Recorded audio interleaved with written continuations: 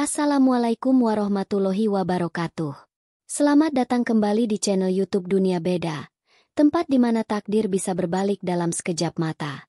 Namaku Nania, dan seminggu sebelum gaun pengantin putihku menyentuh altar, takdir menamparku dengan kejam. Pria yang kuserahkan seluruh duniaku, memilih pergi demi cinta masa lalunya. Namun, aku tidak hancur. Aku membangun kembali istanaku di atas puing-puing hatinya. Kini, pria yang dulu memanggilku calon istriku harus menundukkan kepalanya dan memanggilku tante. Bagaimana bisa sebuah pengkhianatan membawaku pada tahta yang tak pernah kubayangkan? Namun sebelumnya bagi yang beragama Islam saya sarankan untuk menuliskan sholawat Nabi Muhammad agar kelak sholawat ini menjadi saksi untuk mendapat syafaat di akhirat. Like dan subscribe ke channel ini sangat membantu menambah wawasan dan membantu kami membuat cerita baru yang menghibur. Cerita ini mungkin terdengar seperti sebuah balas dendam yang sempurna. Tapi bagiku ini adalah pengingat abadi dari sebuah kehancuran.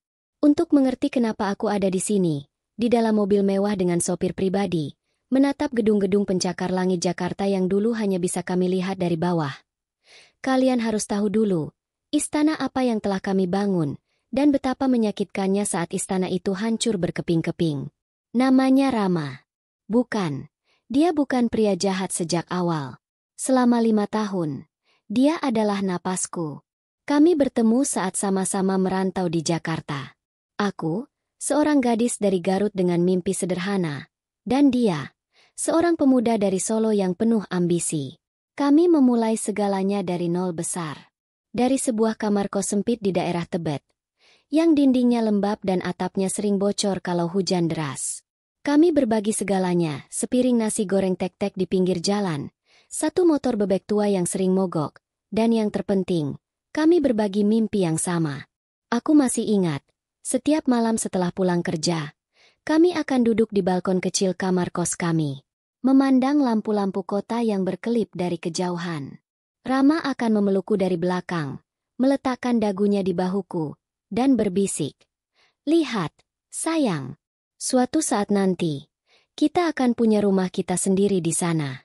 Rumah dengan halaman kecil, tempat anak-anak kita nanti bisa berlari-larian." Aku selalu tersenyum dan memejamkan mata, membayangkan mimpi itu menjadi nyata. Bagiku, janjinya adalah kitab suci. Kami bekerja seperti orang gila. Aku mengambil pekerjaan tambahan di akhir pekan, menerima pesanan kue kering dari teman-teman kantor. Rama sering mengambil jatah lembur sampai larut malam. Setiap rupiah yang kami dapatkan, kami sisihkan dengan hati-hati. Tidak ada makan di restoran mahal, tidak ada baju baru setiap bulan, tidak ada liburan mewah. Kebahagiaan kami sederhana, secangkir kopi instan yang kami nikmati berdua saat hujan, atau saat dia tiba-tiba datang ke kantorku di jam makan siang, hanya untuk membawakan sebungkus nasi padang kesukaanku. Dia tahu, aku sangat suka rendang dan kuah gulainya yang banyak. Hal-hal kecil seperti itulah yang membuatku yakin, dialah orangnya, pria yang dikirimkan Allah untukku. Tahun ketiga hubungan kami, sebuah keajaiban terjadi. Alhamdulillah, tabungan kami akhirnya cukup untuk membayar uang muka sebuah rumah kecil. Sangat kecil. Tipe 36 di sebuah perumahan baru di daerah Pamulang, Tangerang Selatan. Jauh dari pusat kota, tapi bagi kami, itu adalah surga. Aku menangis sejadi-jadinya di depan marketing galeri saat kami menandatangani berkas-berkasnya. Rama memelukku erat. Dia juga menangis. Air mata bahagia. Air mata perjuangan. Dia berbisik di telingaku. "Kita berhasil, sayang. Ini istana kita. Istana kaca yang kita bangun dengan tangan kita sendiri." Saat itu, aku tidak tahu bahwa istana yang terbuat dari kaca memang sangat indah, tapi juga sangat rapuh. Kami mengisi rumah itu dengan cinta. Setiap sudutnya adalah saksi bisu perjuangan kami. Kami mengecat dindingnya bersama-sama, tertawa saat cat putih mengenai rambut kami. Kami merakit lemari pakaian dari kardus petunjuk yang membingungkan. Kami tidur di atas kasur lantai selama berbulan-bulan, karena belum sanggup membeli ranjang. Tapi setiap pagi aku bangun di sampingnya, melihat wajah tenangnya saat tertidur, Aku merasa menjadi wanita paling beruntung di seluruh dunia. Di halaman belakang rumah kami yang mungil, di bawah pohon mangga kecil yang baru kami tanam, Rama melamarku. Tidak ada cincin berlian mewah. Hanya sebuah cincin perak sederhana dengan ukiran nama kami di dalamnya. Dia berlutut dengan satu kaki, menggenggam tanganku, dan berkata, "Aku mungkin tidak bisa memberikanmu seluruh dunia, tapi aku berjanji akan memberikan seluruh duniaku untukmu. Menikahlah denganku." Aku mengangguk sambil terisak. Tentu saja aku mau. Tidak pernah ada keraguan sedikit pun di hatiku. Pernikahan kami direncanakan 6 bulan dari hari itu. Kami sepakat untuk mengadakan pesta yang sederhana, tapi hangat, mengundang keluarga dan sahabat-sahabat terdekat. Aku sudah menemukan gaun pengantin impianku, sebuah gaun putih sederhana yang anggun. Undangan sudah mulai kami sebar. Setiap hari, kami membicarakan masa depan. Nama anak-anak kami nanti, sekolah mereka, bahkan rencana liburan pertama kami sebagai suami istri ke Lombok, tempat yang selalu ingin kami datangi. Semuanya terasa sempurna. Hidupku adalah sebuah dongeng yang menjadi nyata. Aku punya pria yang aku cintai, sebuah rumah yang kami sebut istana, dan masa depan cerah yang terbentang di depan mata. Aku merasa, tidak ada satu hal pun di dunia ini yang bisa menghancurkan kebahagiaanku. Aku begitu naif, begitu buta. Karena retakan pertama di istana kaca kami sudah mulai muncul tanpa aku sadari. Dan retakan itu akan datang dari masa lalu yang kukira sudah lama terkubur. Kesempurnaan itu ternyata memiliki tanggal kadaluarsa. Dan milikku hanya bertahan sampai 1 bulan sebelum hari pernikahan. Semua persiapan berjalan lancar. Gedung serbaguna di dekat Bintaro sudah kami pesan. Catering dari vendor rekomendasi teman juga sudah kami bayar lunas. Aku bahkan sudah melakukan fitting terakhir untuk kebaya akad nikahku. Semuanya terasa seperti mimpi. Namun, justru saat kau berada di puncak kebahagiaan, kau akan lupa untuk melihat ke bawah. Lupa bahwa ada jurang yang siap menelanmu kapan saja. Retakan itu tidak datang seperti badai. Ia datang seperti embusan angin malam dingin, sunyi, dan nyaris tak terasa. Sampai kau sadar kau sudah menggigil kedinginan. Semuanya dimulai dari sebuah grup reuni SMA di ponsel Rama. Suatu malam, saat kami sedang bersantai di ruang tamu kecil kami, dia tertawa kecil sambil menatap layar ponselnya. "Lucu ya?" katanya tanpa mengalihkan pandangan. "Teman-teman SMA ngajak reuni akbar di Solo bulan depan. Aku lihat daftar yang mau datang, ada Sinta juga ternyata." Sinta, nama itu. Aku pernah mendengarnya beberapa kali di awal hubungan kami. Cinta pertama Rama. Kisah cinta monyet yang katanya sudah lama selesai dan terkubur bersama seragam putih abu-abu mereka. Aku tidak pernah merasa cemburu, karena Rama selalu menceritakannya dengan nada biasa. Seolah itu adalah bagian dari sejarah yang tidak penting lagi. Aku tersenyum dan menjawab, "Oh ya? Bagus dong bisa ketemu teman-teman lama lagi. Kamu mau datang?" Dia menggeleng pelan. "Enggak ah, bulan depan kan kita sudah sibuk banget. Fokus ke pernikahan kita aja." Jawabannya membuatku lega. Saat itu, aku masih berpikir, inilah Ramaku. Pria dewasa yang tahu prioritasnya. Tapi sejak malam itu, ada sesuatu yang berubah. Sesuatu yang halus, yang mungkin tidak akan terlihat oleh orang lain, tapi sangat terasa olehku. Wanita yang sudah menghabiskan 5 tahun hidupnya untuk mempelajari setiap gerak-geriknya. Dia jadi lebih sering tersenyum sendiri saat menatap ponselnya. Dulu, senyumnya adalah milikku.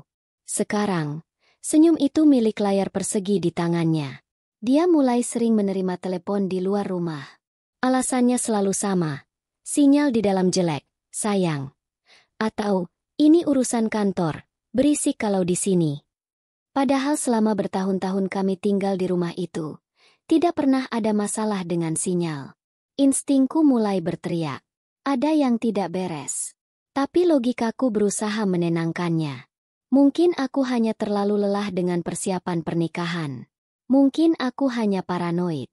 Puncaknya adalah saat kami sedang makan malam di sebuah warung sate favorit kami di daerah Ciputat. Ponselnya berdering. Nama yang tertera di layar sengaja ia balikan dengan cepat. Tapi mataku sempat menangkapnya. Sinta. Dia langsung menolak panggilan itu, memasukkan ponselnya ke saku, dan menatapku dengan senyum yang dipaksakan. Siapa, Ram? Tanyaku, mencoba menjaga suaraku agar tetap tenang. Bukan siapa-siapa. Cuma teman kantor. Jawabnya terlalu cepat. Itu dia. Kebohongan pertama yang begitu jelas. Sejak saat itu, istana kaca kami mulai bergetar hebat. Aku menjadi gelisah.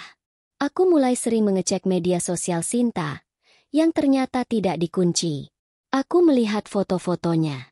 Wanita yang cantik, dengan senyum yang manis. Di profilnya tertulis dia bekerja di sebuah perusahaan multinasional di kawasan Sudirman, Jakarta Pusat. Dia sudah kembali ke Jakarta. Dan di salah satu postingan lamanya, aku menemukan fotonya bersama Rama, bertahun-tahun yang lalu. Mereka terlihat sangat bahagia. Dadaku terasa sesak. Aku tidak tahan lagi. Malam itu, di kamar tidur kami, saat kami bersiap untuk tidur, aku memberanikan diri untuk bertanya. Rama, kamu jujur sama aku ya? Apa kamu masih berhubungan sama Sinta? Dia yang sedang berbaring, langsung terduduk. Wajahnya mengeras. Maksud kamu apa nanya gitu? Ya tentu aja enggak. Kan aku udah pernah cerita. Itu udah masa lalu. Tapi akhir-akhir ini kamu aneh. Suaraku mulai bergetar. Kamu bohong soal telepon tadi siang. Aku tahu itu Sinta yang telepon. Kenapa kamu harus bohong, Ram? Dia menghela napas kasar. Seolah aku adalah beban yang sangat berat. Ya Allah, Nania. Dia cuma teman lama. Dia cuma nanya-nanya kabar. Apa salah aku ramah sama teman lama? Kenapa kamu jadi nggak percayaan gini sih? Pernikahan kita tinggal sebentar lagi. Harusnya kamu fokus ke sana, bukan malah curigaan nggak jelas. Kata-katanya menamparku. Dia membalikkan keadaan. Membuatku merasa bersalah karena telah curiga. Membuatku merasa menjadi wanita pencemburu yang tidak masuk akal. Aku terdiam. Mungkin dia benar. Mungkin aku yang berlebihan. Dengan perasaan kalut, aku mencoba membuang semua pikiran buruk itu. Aku harus percaya padanya. Dia adalah Ramaku. Pria yang tidak akan pernah menyakitiku. Tapi seminggu kemudian, Allah menunjukkan kebenarannya dengan cara yang paling menyakitkan. Hari itu adalah hari Sabtu. Kami pergi ke pusat perbelanjaan di Pondok Indah untuk mencari sisa pernak-pernik untuk souvenir pernikahan. Suasana hatiku sudah jauh lebih baik. Rama juga tampak lebih ceria. Dia menggenggam tanganku erat, seolah ingin meyakinkanku bahwa semuanya baik-baik saja. Saat kami sedang duduk di sebuah kafe untuk beristirahat, Rama pamit ke kamar mandi. Dia meninggalkan ponselnya di atas meja. Aku tidak berniat untuk membukanya. Sungguh, aku hanya menatap ponsel itu, berharap semua kecurigaanku salah. Lalu, layarnya menyala. Sebuah notifikasi pesan masuk. Dari Sinta. Aku tidak perlu membuka kuncinya. Pesan itu terlihat jelas di layar notifikasi. Dan kata-kata itu menusuk jantungku hingga tembus ke punggung. Aku kangen masa-masa kita. Ram, apa kamu bahagia sekarang sama dia? Duniaku berhenti berputar. Suara riuh kafe mendadak senyap di telingaku. Genggaman tanganku pada cangkir teh menjadi dingin. Istana kaca yang kubangun dengan darah dan air mata selama 5 tahun retak. Bukan lagi retakan halus, tapi sebuah retakan besar yang menganga, siap menghancurkan segalanya.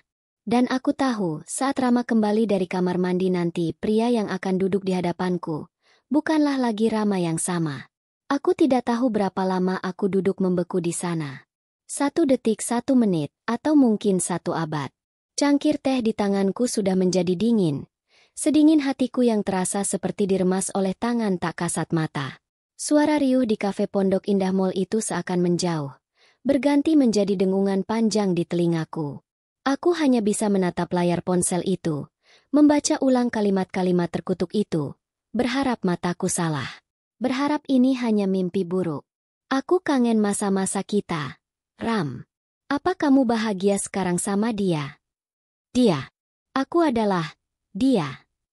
Wanita yang akan dinikahinya minggu depan. Kini direduksi menjadi kata ganti orang ketiga yang tanpa nama.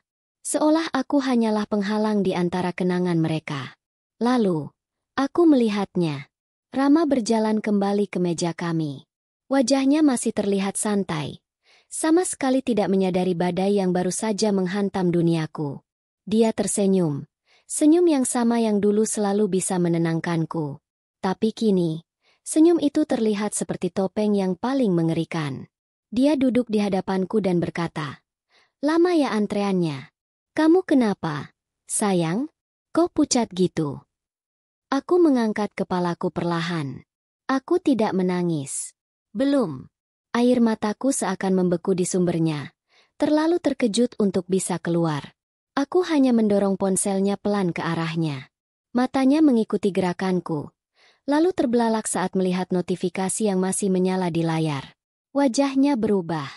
Dari santai, menjadi panik, lalu menjadi pucat pasi. Dia tergagap. "Nah, Nania, ini nggak seperti yang kamu pikirkan." Suaraku keluar seperti bisikan serak. "Oh ya? Lalu, seperti apa yang seharusnya aku pikirkan, Ram?" Aku menatap lurus ke matanya, mencari sisa-sisa kejujuran yang mungkin masih ada di sana. "Jelaskan padaku. Apa arti dari pesan ini? Jelaskan padaku kenapa kamu berbohong soal telepon tempo hari. Jelaskan kenapa senyummu bukan lagi untukku." Dia meraih tanganku, tapi aku menariknya dengan kasar. Genggamannya terasa asing, dingin. "Dia cuma teman lama, Nia." Dia lagi ada masalah. Aku cuma coba jadi teman yang baik." "Teman?" Aku tertawa. Tapi tidak ada sedikit pun rasa lucu di dalamnya. Suara tawaku terdengar kering dan penuh luka. "Teman yang bertanya apa kamu bahagia dengan calon istrimu? Teman yang membuatmu harus berbohong padaku? Sejak kapan definisi teman jadi seperti itu, Rama?"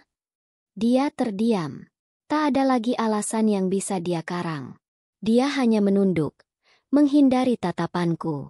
Dan dalam diamnya itu, aku menemukan semua jawaban yang kutakutkan. Semua kecurigaanku benar. Semua firasat burukku nyata. Istana kaca kami sudah hancur tak bersisa.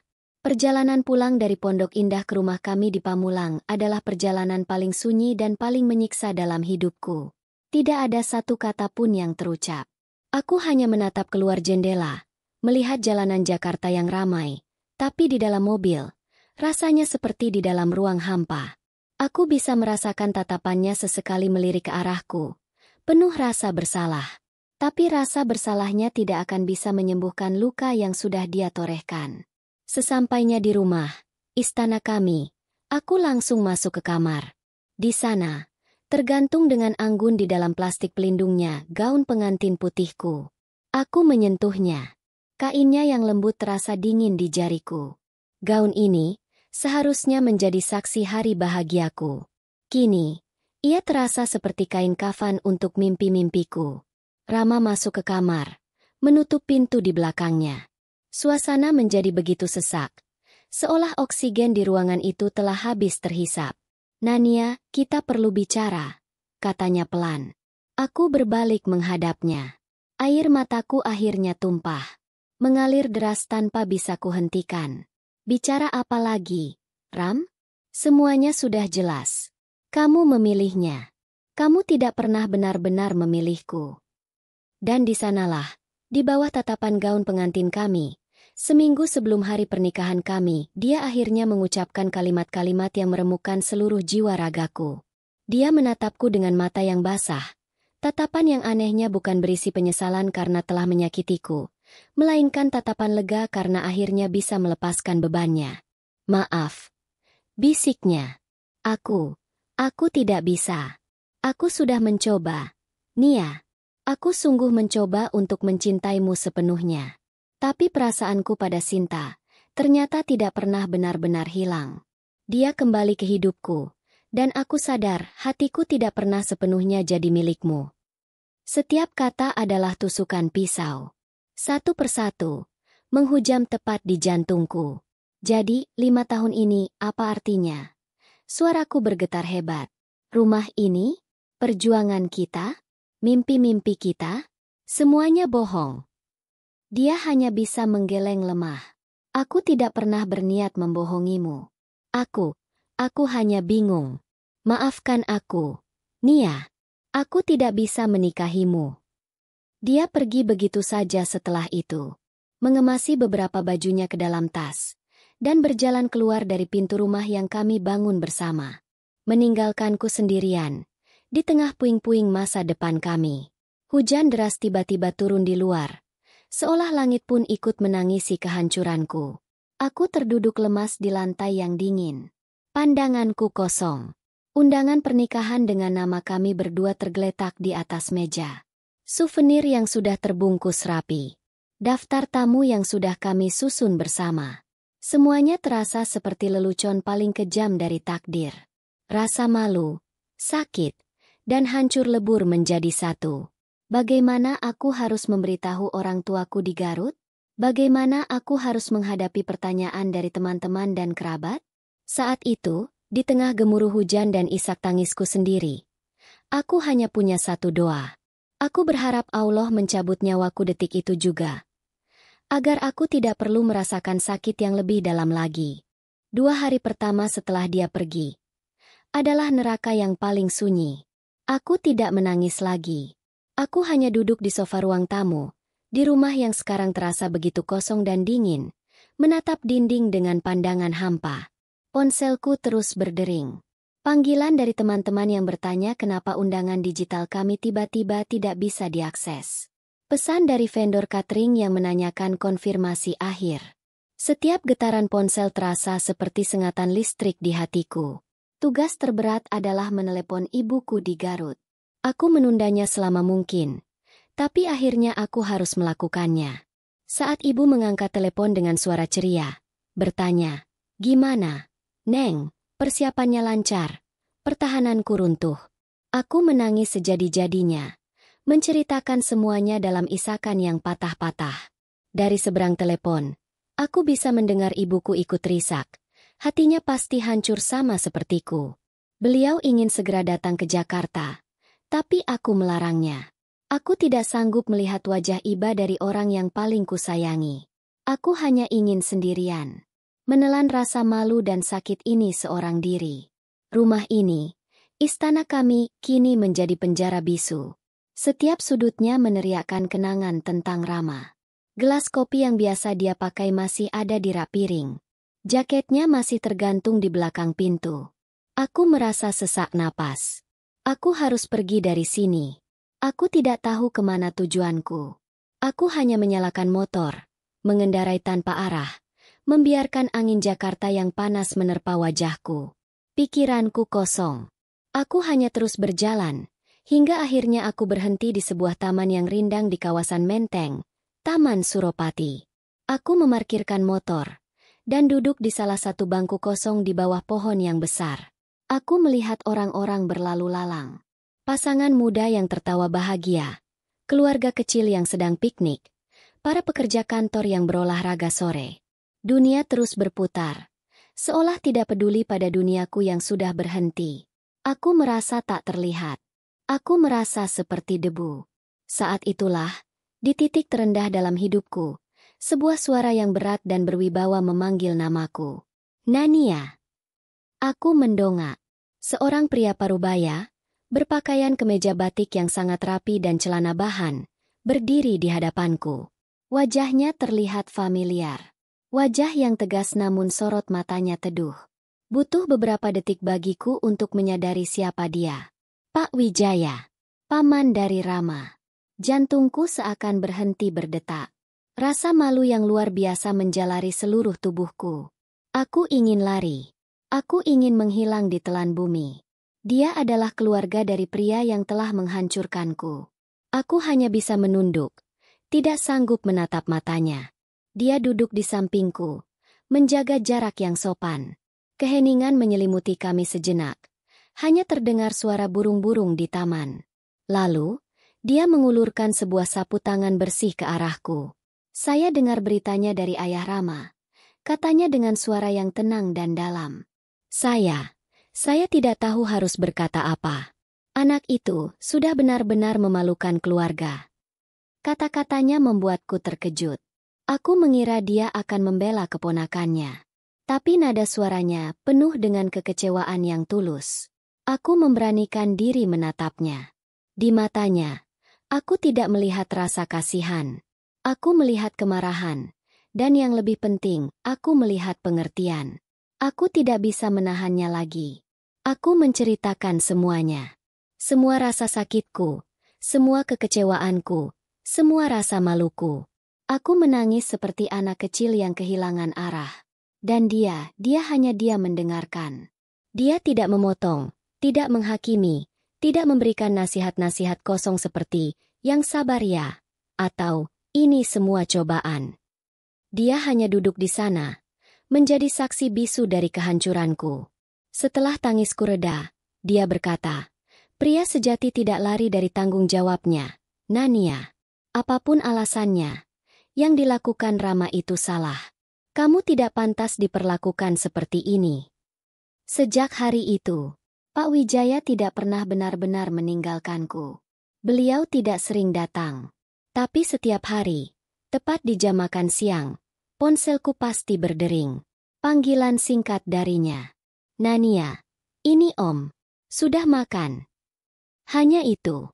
Sebuah pertanyaan sederhana yang terasa seperti pelukan hangat di tengah musim dingin yang membekukan hatiku. Pertanyaan yang menunjukkan bahwa ada seseorang di dunia ini yang masih peduli apakah aku hidup atau mati. Seminggu kemudian, beliau menawariku sesuatu yang tak pernah kubayangkan. Saya tahu kamu pasti butuh kesibukan untuk mengalihkan pikiran. Katanya saat kami bertemu di sebuah kedai kopi. Ada posisi kosong di perusahaan saya, sebagai asisten pribadi saya. Pekerjaannya menantang, tapi saya yakin kamu bisa. Ini bukan sedekah. Nania, saya melihat caramu mengatur persiapan pernikahanmu sendirian sambil tetap bekerja. Saya tahu kamu punya potensi. Anggap ini cara untuk memulai kembali. Aku ragu. Bekerja untuk paman dari pria yang menghancurkanku? Rasanya aneh. Tapi di sisi lain, aku butuh ini. Aku butuh bangun pagi dengan sebuah tujuan. Aku butuh lingkungan baru. Orang-orang baru. Aku butuh membuktikan pada diriku sendiri bahwa hidupku tidak berakhir hanya karena seorang pria meninggalkanku. Maka, aku menerima tawaran itu. Aku pindah dari rumah di Pamulang, menyewa sebuah kamar kos kecil di dekat kantor baruku di kawasan SCBD Sudirman. Aku menjual beberapa perabotan peninggalan kami. Aku memulai hidup yang baru.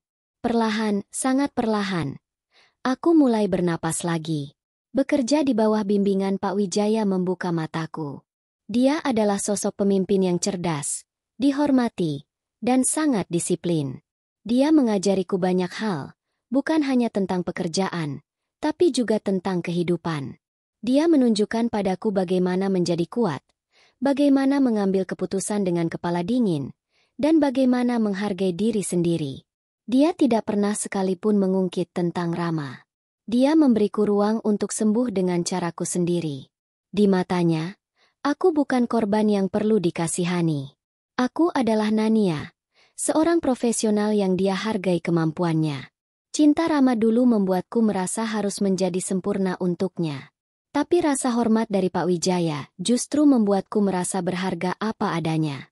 Dan untuk pertama kalinya setelah badai itu, aku mulai melihat secercah cahaya di ujung terowongan yang paling gelap. Aku belum sembuh.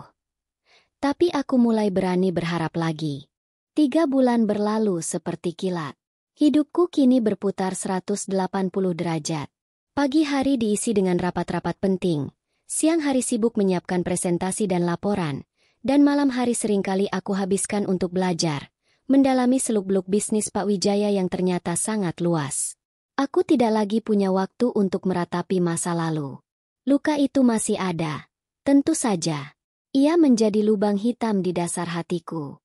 Tapi sekarang, aku sudah berhasil membangun sebuah fondasi baru di sekeliling lubang itu.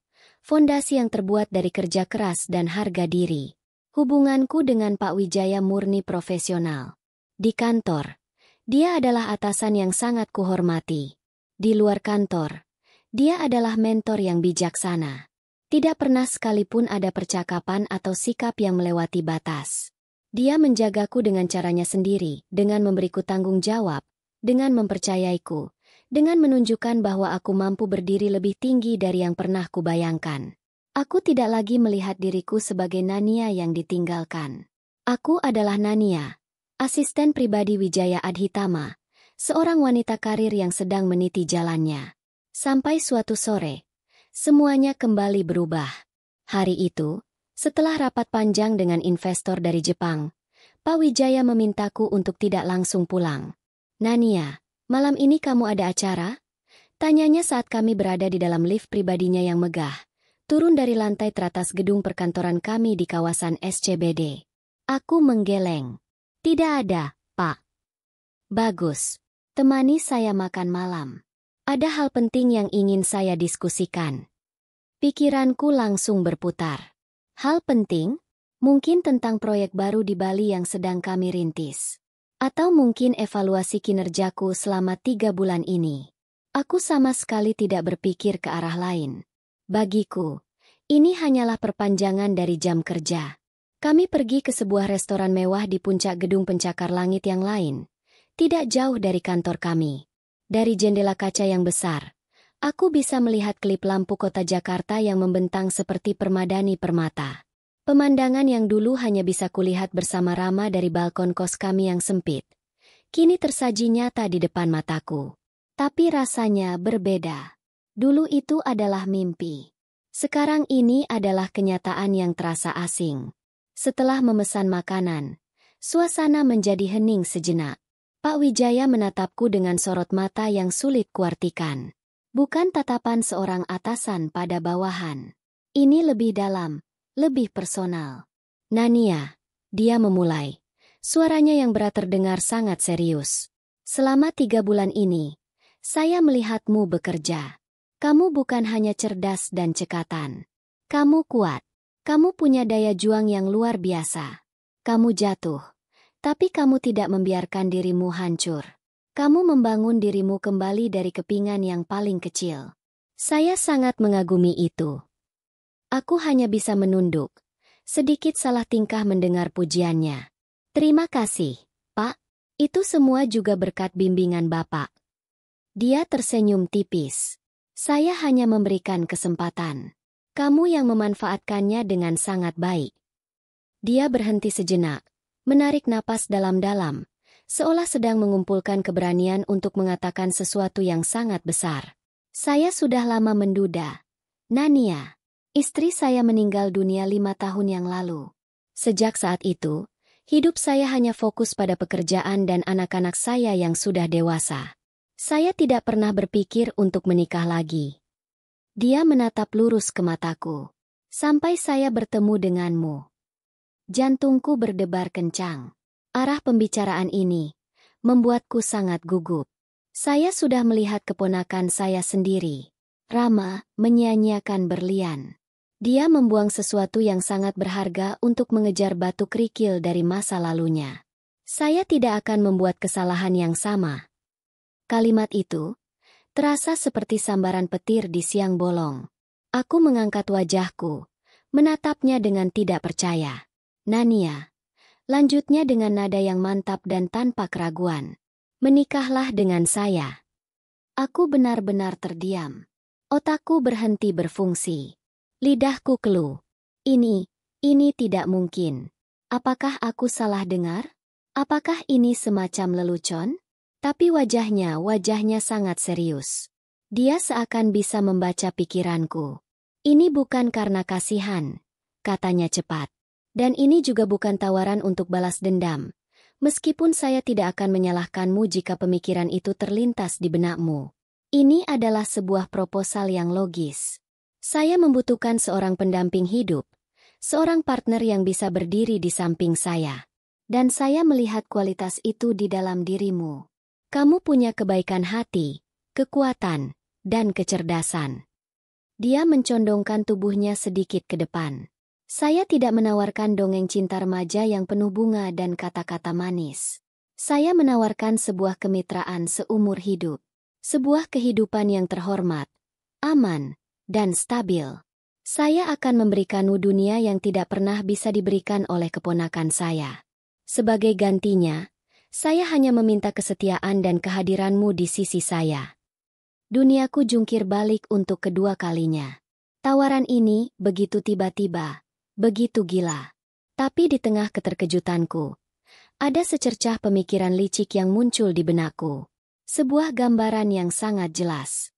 Gambaran Rama dan Sinta. Gambaran saat mereka harus datang ke acara keluarga. Gambaran saat Rama, pria yang telah membuangku, harus menunduk di hadapanku. Gambaran saat dia harus memanggilku, wanita yang pernah dia sebut tidak cukup baik dengan sebutan, tante. Mungkin ini bukan cinta. Mungkin ini adalah sebuah pelarian. Atau mungkin ini adalah kesempatan. Kesempatan untuk mengambil kembali semua harga diriku yang telah diinjak-injak. Kesempatan untuk membalikan papan permainan takdir. Bukan lagi menjadi bidak yang dikorbankan, tapi menjadi ratu yang memegang kendali. Aku menatap Pak Wijaya. Menatap pria yang menawarkan sebuah kerajaan sebagai ganti dari istana kacaku yang telah hancur. Aku menarik napas panjang, mengumpulkan semua sisa kekuatan yang kumiliki. Lalu, dengan suara yang lebih mantap dari yang kuduga, aku memberikan jawabanku. Iya, Pak, saya mau. Keputusanku untuk menerima lamaran Pak Wijaya memicu segalanya bergerak secepat badai. Lupakan persiapan pernikahan 6 bulan yang melelahkan seperti yang kulakukan bersama Rama. Dunia Pak Wijaya bergerak dengan kecepatan yang berbeda. Dalam waktu kurang dari 1 minggu, tim terbaik di Jakarta sudah disewa. Wedding organizer ternama, perancang busana papan atas, koki selebriti untuk catering. Semuanya diatur dengan presisi militer. Jika pernikahanku dengan Rama adalah tentang membangun istana kaca kami bata demi bata, maka pernikahanku dengan Pak Wijaya adalah tentang memasuki sebuah kerajaan yang sudah berdiri kokoh. Aku tidak perlu melakukan apa-apa selain memilih. Aku dibawa ke butik desainer paling mewah di Kebayoran Baru. Di sana, aku tidak mencoba gaun. Aku dibuatkan gaun. Sebuah gaun berwarna sampanye yang megah, bertabur ribuan kristal Swarovski yang berkilauan lembut di bawah cahaya. Gaun itu sangat berat, tapi saat aku memakainya, aku merasa seperti mengenakan baju zirah. Anggun, kuat, dan tak tertembus. Sangat berbeda dengan gaun putih sederhana dan ringan yang dulu kupilih bersama Rama. Gaun itu adalah simbol Nania yang rapuh. Gaun ini adalah simbol Nania yang baru. Pernikahan kami diadakan di Grand Ballroom Hotel Mulia Senayan. Sebuah ruangan raksasa dengan langit-langit yang menjulang tinggi, dihiasi lampu-lampu kristal yang besarnya seperti air terjun beku. Ribuan tamu datang, para pejabat, pengusaha kelas kakap, sosialita Jakarta. Mereka semua menyalamiku, menatapku dengan tatapan ingin tahu.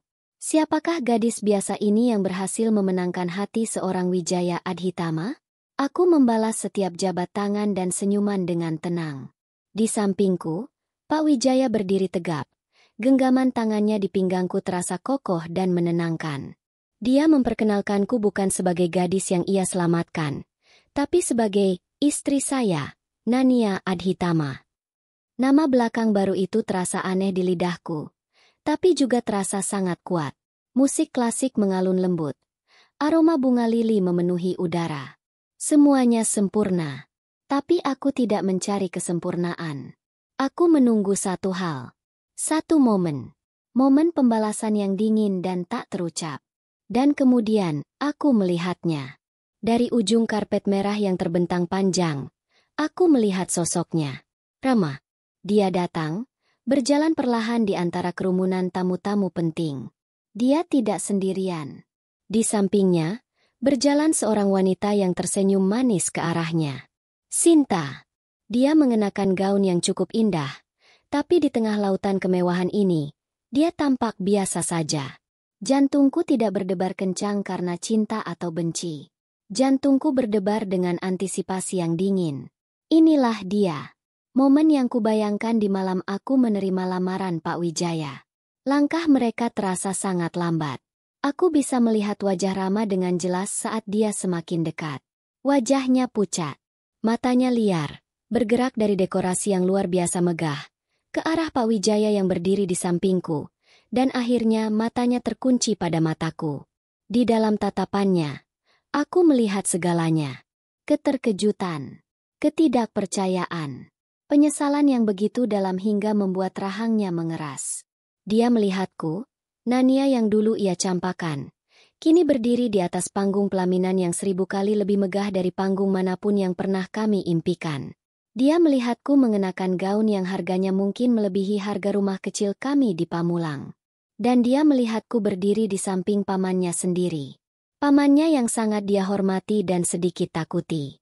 Mereka akhirnya tiba di hadapan kami. Antrean di belakang mereka seakan berhenti, memberi ruang pada drama bisu yang sedang berlangsung. Sinta tersenyum lebih dulu, senyum yang sedikit dipaksakan. "Selamat ya, Om Wijaya, Mbak Nania." Sapanya, suaranya terdengar sedikit canggung. Aku hanya mengangguk kecil, dengan senyum tipis yang sopan. Mataku tidak pernah lepas dari Rama. Dan tibalah gilirannya. Dia tampak kesulitan menelan ludahnya sendiri. Dia mengangkat tangannya untuk bersalaman dengan Pak Wijaya, pamannya. Selamat, Om." Suaranya bergetar, nyaris tak terdengar. Pak Wijaya menepuk pundaknya dengan kuat. "Terima kasih, Rama. Jaga dirimu baik-baik." Kata-kata yang sederhana, tapi terasa seperti sebuah pukulan telak. Kemudian dia berbalik ke arahku. Kami berdiri berhadapan. Dunia di sekeliling kami seakan lenyap. Yang ada hanya aku dan dia, pria yang membangun istanaku, sekaligus menghancurkannya. Dia mengulurkan tangannya yang gemetar.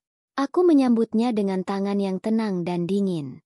Dia menatapku, matanya berkaca-kaca. Dia membuka mulutnya, ragu-ragu, seolah setiap kata adalah beling tajam yang harus ia telan. Lalu, dengan suara yang lebih pelan dari bisikan, kata-kata itu akhirnya keluar dari mulutnya. "Selamat, Tante." Satu kata itu, Tante. Kata itu tidak terasa seperti kemenangan yang riuh. Tidak ada sorak-sorai di dalam hatiku. Rasanya seperti sebuah titik. Sebuah penutup bab yang menyakitkan. Panggilan itu adalah belati yang dulu ia tusukkan ke punggungku. Dan kini, aku berhasil mencabut belati itu, dan mengembalikannya padanya tanpa perlu melukainya secara fisik. Cukup dengan tatapanku, cukup dengan posisiku sekarang. Aku menarik tanganku perlahan dari genggamannya. Aku menatapnya lurus di mata, dan dengan suara yang paling tenang dan datar yang bisa kukumpulkan, aku hanya berkata, "Terima kasih, Rama." Tidak ada kemarahan, tidak ada kebencian, hanya kekosongan. Sebuah jarak yang kini tak akan pernah bisa dia seberangi lagi. Saat dia dan Sinta berjalan menuruni panggung, aku melihat punggungnya. Punggung yang dulu sering kupeluk, kini terlihat membungkuk. Punggung seorang pria yang telah kalah. Aku tidak merasa bahagia. Aku hanya merasa lega. Badai di dalam hatiku akhirnya reda. Bukan karena aku telah memaafkan, tapi karena dia tidak lagi penting.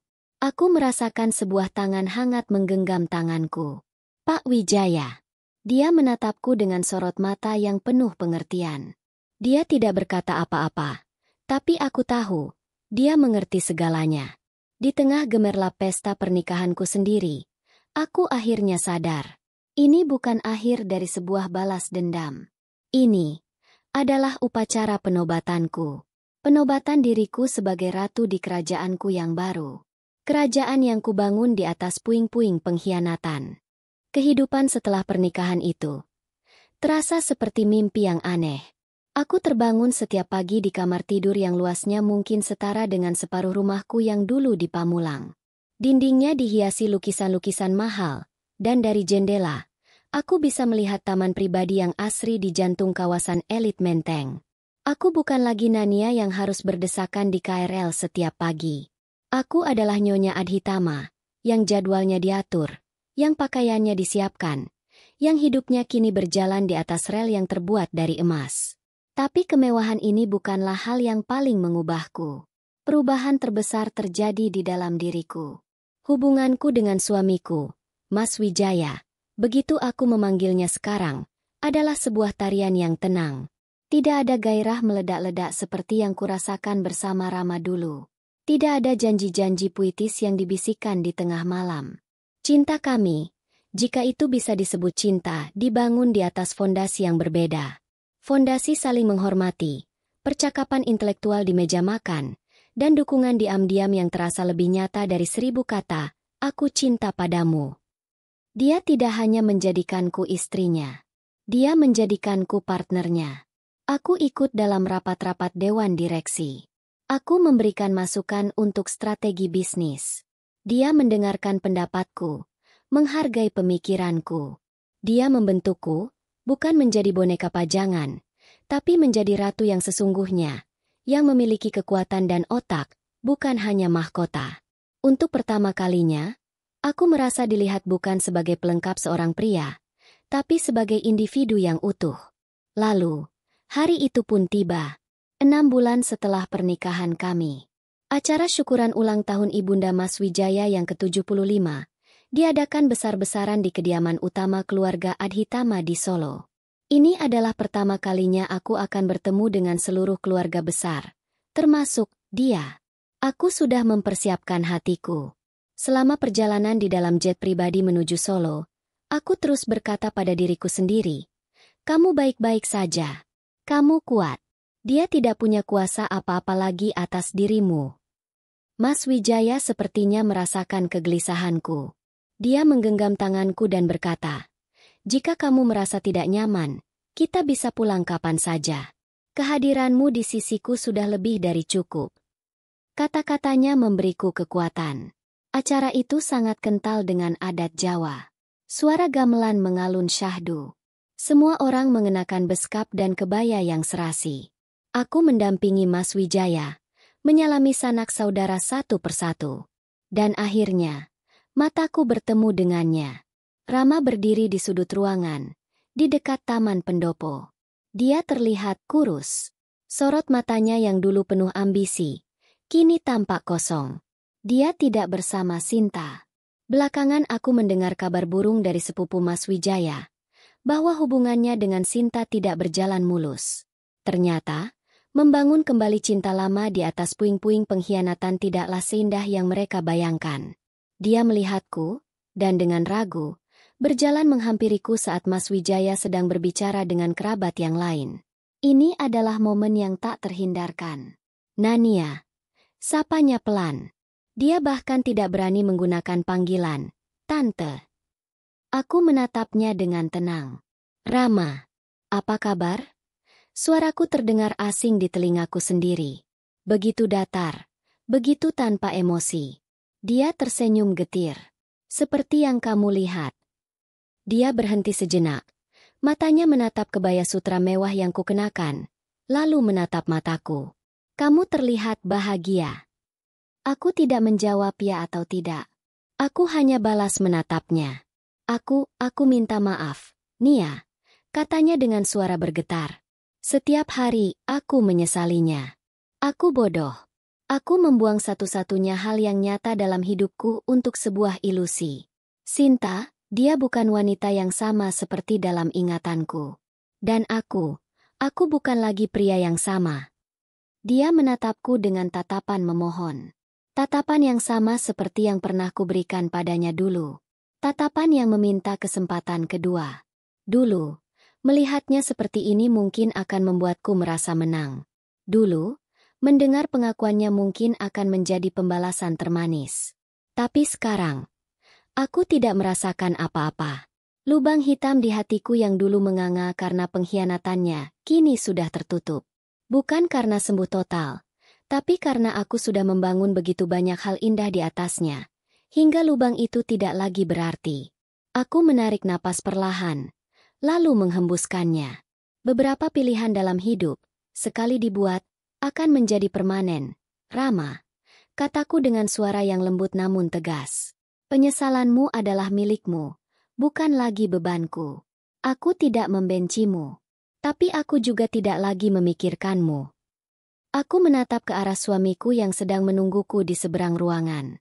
Dia tersenyum ke arahku. Senyum yang menenangkan. Senyum yang menjanjikan sebuah rumah yang aman. Aku kembali menatap Rama untuk yang terakhir kalinya.